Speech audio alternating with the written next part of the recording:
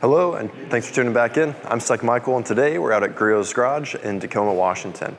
And we're here for a very special triple RWB build event. You can see a few RWBs to my left, but we're just about to walk into the garage where the magic's happening. And the first one on the docket is this beautiful purple RWB getting the STEK DYNOmatte treatment.